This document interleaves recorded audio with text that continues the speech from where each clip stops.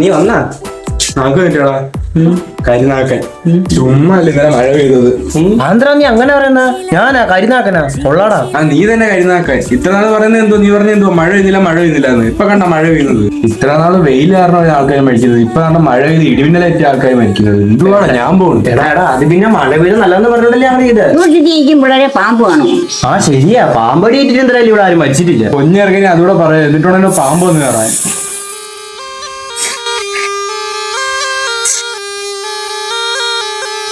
എന്നെ ആരോ വിളിച്ചതുപോലെ തോന്നി, ഞാൻ ഇനി വന്നിട്ടുണ്ട് കേട്ടോ.